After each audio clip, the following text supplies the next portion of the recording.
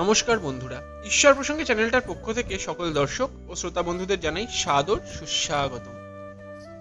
শ্রী চৈতন্য মহাপ্রভু, যার অষ্টোত্তর শতনাম, যিনি ছিলেন ভগবান মহাবিষ্ণুর একজন কলিযুগের মানব অবতার, যিনি পৃথিবীতে এসেছিলেন হরিনাম বিতরণ করতে এবং মানুষকে প্রেমভাবে ভাসাতে। তো শ্রী চৈতন্য মহাপ্রভুর অষ্টোত্তর শতনামের মধ্যে একটা নাম হচ্ছে গৌড় হরি। তো কেন শ্রী চৈতন্য মহাপ্রভুর অপর নাম গৌড় হরি?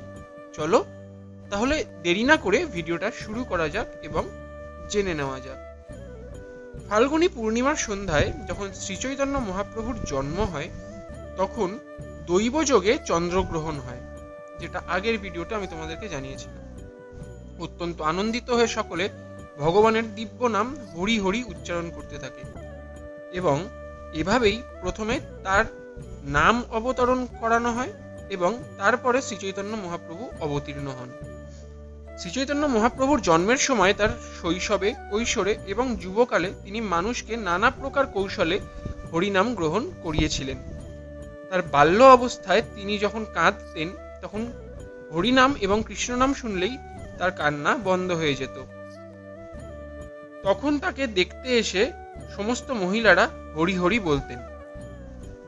এই মজার ব্যাপার দেখে সমস্ত মহিলারা হাসতেন এবং তাকে গৌড় হরি বলে ডাকতে শুরু করেন, কারণ তিনি হরিনাম শুনলে তার কান্না থেমে যেত এবং সেই থেকেই তার নাম হয় গৌড় হরি। তো বন্ধুরা, এই ছিল আজকের আমার ভিডিও। আশা করি আজকের ভিডিওটা তোমাদের সকলের ভালো লেগেছে। আর ভিডিওটা যদি সত্যি ভালো লেগে থাকে তাহলে ভিডিওটাকে কিন্তু লাইক করবে, শেয়ার করবে ও কমেন্ট করতে কিন্তু একদম ভুলবে না।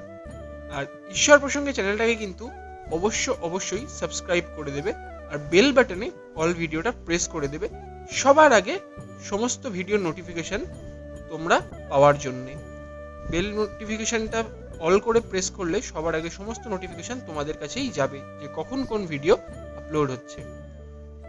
আর যারা সাবস্ক্রাইব না করে দেখছো তাদেরকেও বলছি, প্লিজ চ্যানেলটাকে সাবস্ক্রাইব করে দিয়ে ভিডিওগুলোকে দেখো, তাহলে তোমাদেরও সুবিধা হবে জানতে যে কখন কোন ভিডিওগুলো আপলোড হচ্ছে। যদি সত্যি তোমাদের এই ভিডিওগুলো ভালো লেগে থাকে এবং যদি তোমাদের মনে হয় যে এই ভিডিওর থেকে তোমরা নতুন কিছু জানতে পারছো বা শিখতে পারছো।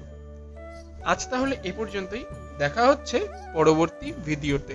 ততক্ষণ সবাই সুস্থ থাকবে, আনন্দে থাকবে।